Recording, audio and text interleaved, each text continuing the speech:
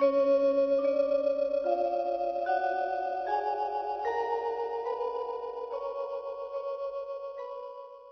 เอฟซีสุภูสุคนครับสวัสดีเด้อสุภูสุคนนะบ้านนี้สิได้มาชี้แจงเรื่องเล่าเหตุการณ์ต่างๆให้เบิ่งเราก็สิให้เลขเล่าคืนนี้นำเลขเล่าเนี่ยผมเมื่อคืนเนี่ยที่ผมออกคลิปของน้องดุกดิกไปหรือว่าออกคลิปของแม่มนตาไปผู้ไหนจำได้กะอันนี้คือเลขทูปของเพิ่นในหมวดขึ้นมือนี่มือที่ผมออกไปวันจันทร์หรือวันอาทิตย์นะครับวันอาทิตย์น่ะออกไปวันอาทิตย์อันนี้เพิ่นห้องบอกเนี่ยบัดนี้ผลสุดท้ายมันออก82นี่ในเล่าเนี่ยออก8228ไปแล้วออกเล่าครับบัดนี้ถ้าออกจากปากเพิ่นเนี่ยโดยมากถ้าห้องบอกเนี่ยมันสิออกเล่าเพิ่นบอก อันนี้เลขทูปของเพิ่นบัดนี้นี่คือเหตุการณ์ผ่านมาจังเมื่อวานนี่ผมออกเลขเล่าของเพิ่นเลขทูปของเพิ่นไป457นั่นปรากฏว่าบ่ออกเลยมาออกตัวนี้เนี่ยเพิ่นก็บอกอยู่แล้วเลข3ตัวเนี่ยเลขอยู่นี่โดยมากเพิ่นสิออกข้างล่างเพิ่นก็บอกอยู่โดยมากสิออกข้างล่างมื้อนี้ผมสิให้โอกาสเพิ่นอีกรอบนึงว่าผมสิออกให้เห็นในมือนี้มือวันที่มือนี้คือวันที่14เดี๋ยวบาดนี้มือนี้วันที่14วันที่14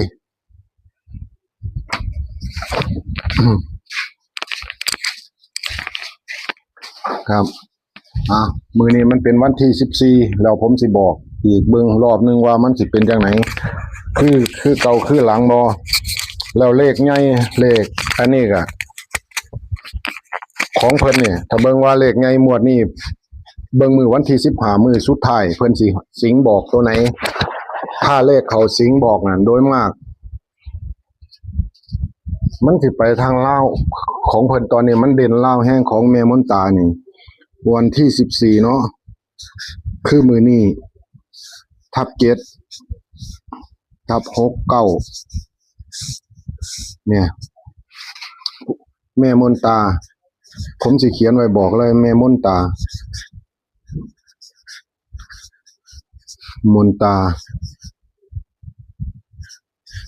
แม่มนตามณีแม่มนตามณีปล่อยข้ามโขงคืนนี้ในคลิปของผมอาจารย์ออดพาเฮงข้ามโขง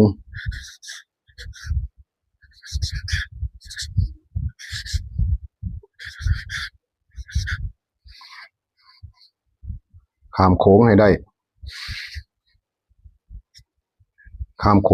คืนนี้มีเลขมา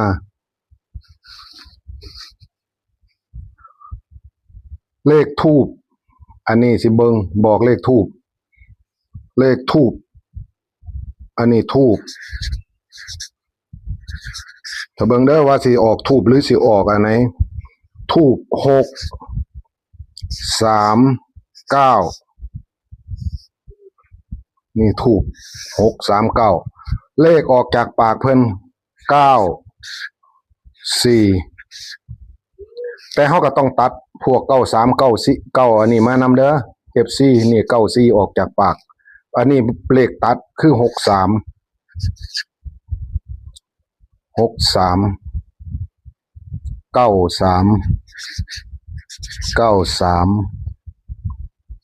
แล้วก็69นี่กันไว้นี่คือเลขทูปอันนี้ออกจากปากโตเด่นเลยนี่เป็นที่มาของเลขเพิ่น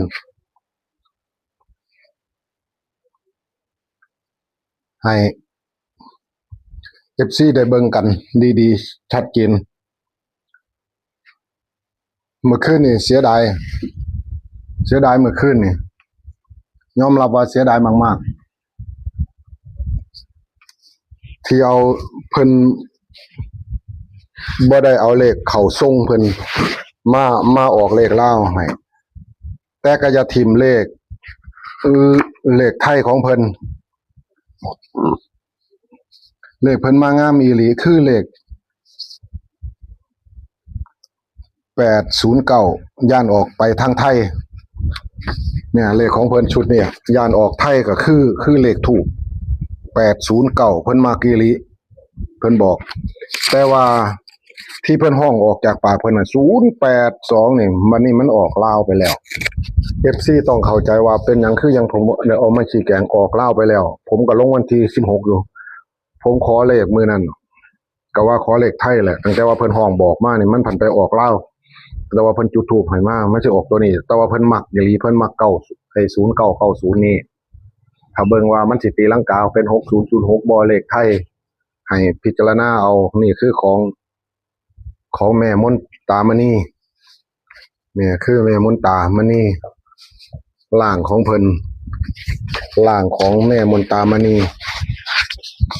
บัดนี้มาเจอมือบัดนี้ก็มาเจอตัวนี้บัดนี้มามาเจอเลขขามโค้งขึ้นนี่สิออกขามโค้งขึ้นนี่ให้เห็นประมาณ5โมงแรงถ้าเลขพวกมื้อนี้เข้าผมสิลงให้ทุกมื้อเวลา5โมงแรงถ้าเลขฟังโขงของเพิ่นเข้านี่ผมสิลงให้ทุกมื้อ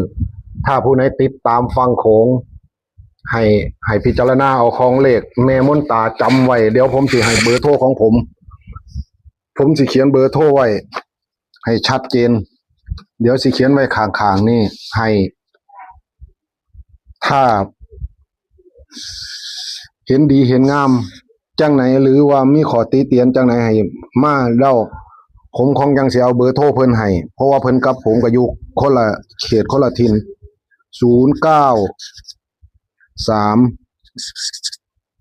เดี๋ยว0930889นี่ผมชื่ออดนี่คือเบอร์โทรของผมนี่ผมเขียนไว้ข้างเลย0930878879ให้ FC ได้เบิ่งถ้าบ่เห็นเดี๋ยวผมสิเอากล้องมาใกล้ๆตอนนี้ผมนั่งถ่ายทำอยู่คนเดียวแล้วผมให้เห็นอันนี้บัดนี้เดี๋ยวผมสิเอากล้องมาให้เห็นให้เบิ่งให้ชัดเจนบัดนี้ผมสิเฮ็ดจับให้เบิ่งถ้าจังไหนก็ FC ก็จะว่ากันเพราะว่าเฮ็ดอยู่นี่มันล็อกเขาแค่อยู่นี่คนเดียวให้เบิ่งถ้าสิบ่ออกให้ก็เสียดายถ้าสิบ่ให้เบิ่งให้บ่ออกให้แจ้งให้ทราบก็เสียดายนี่ครับเลขฟังโขงของเพิ่นนี่เด้อของทำแม่มนตาวันที่14คืนนี้ครับมื้อนี้ละวันที่14ให้ FC ได้เบิ่งได้แง่งสู่ผู้สู่คนเลขทูปเป็น639 FC จำเอาเด้อเลขทูป639เลขออกจากปาก94ตัวเดียวขอรอ94ให้ระวัง94เน้น94 FC ถ้ามีโชคมีหมานก็คงยังติดต่อมาหาผมหรือว่าถ้าเป็นแบบไหนก็ด้วยรักด้วยชอบแบบไหนให้ติดต่อมาถ้าคลิปนี้ผ่านผมสิออกให้ทุก5โมงทุกวัน5โมงเย็นยกเว้นเสาร์อาทิตย์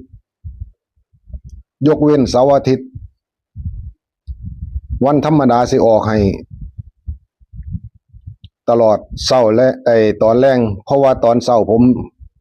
คือสิบ่ว่างผมสิออกได้คือ5โมงแรงทุกมื้อเลยอีกอย่างหนึ่งกับน้องเป็นคนลงคลิปน้องมันไปโรงเรียนเป็นคนตัดต่อลงคลิปให้อันนี้ผมพูดแบบตรงๆคือว่าโตของผมบัดนี้เนี่ยผู้ใด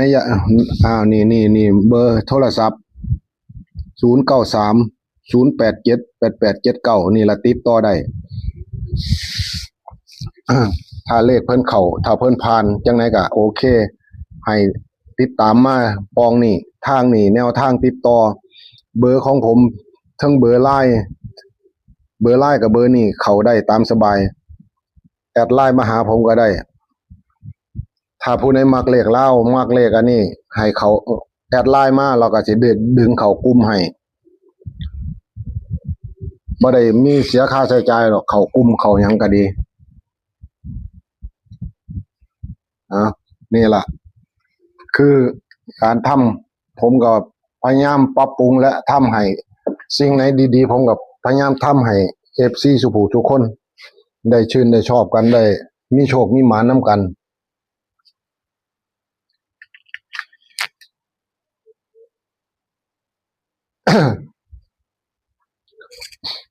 อย่าสุลืมร่างของแม่มนตาเฮาเพิ่นก็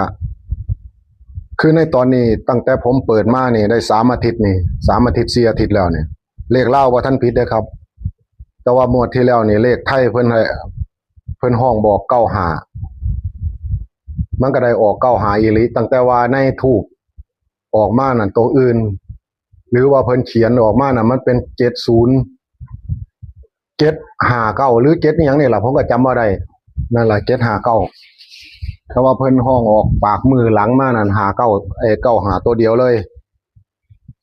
ได้95กับ62หมวดว่าหั่นจากเพิ่น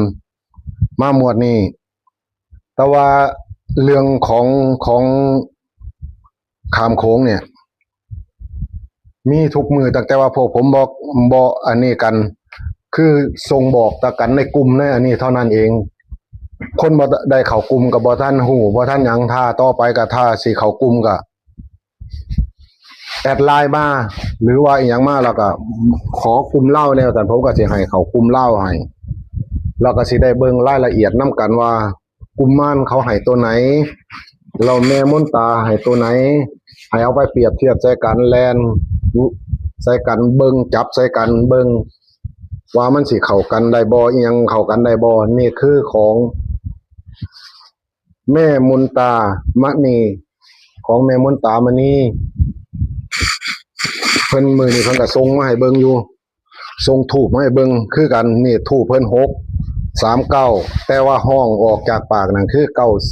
94เลขตัวนี้ชุดนี้ครับให้จำเอา FC สุภูทุกคนว่าเลขมันมีที่มาที่ไปแบบไหนหยังแบบไหนถ้ามือแรกนี่ผ่านแต่ต่อไปผมก็สิออกให้เล่านำจังซี่ทุกแรงถึงว่าผมออกหวยไงผมก็สิบอกว่าหวยไงไปเลยแต่ว่าเลขเล่าผมก็สิเขียนไว้ตามวันที่สมมุติว่ามื้อนี้วันที่14นี่ผมสิออกให้นี่มื้อนี้ก็สิออกก็ช่วงประมาณ 5 โมงน้อยๆนี่ล่ะมื้อนี้ก็สิเห็นแล้วประมาณ 5 โมงครึ่งนี่ก็เห็นเริ่มเห็น5 โมงครึ่งเฮาก็มีเวลาถ้าผู้ใดได้เบิ่งก็5 โมง6 โมงนี่ก็ไปหาทุ่มนึงนี่ก็ซื้อทันเพราะว่ามันออก2 ทุ่มครึ่งเขาก็ปิดรับ2 ทุ่มอยู่แล้วมานี่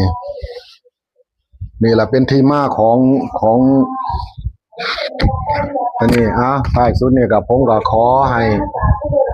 FC สุขุสุขคนจงมีโชคมีหมานำกันครับสวัสดีครับผมอย่าลืมกดไลค์กดแชร์กดเป็นกำลังใจสาธุ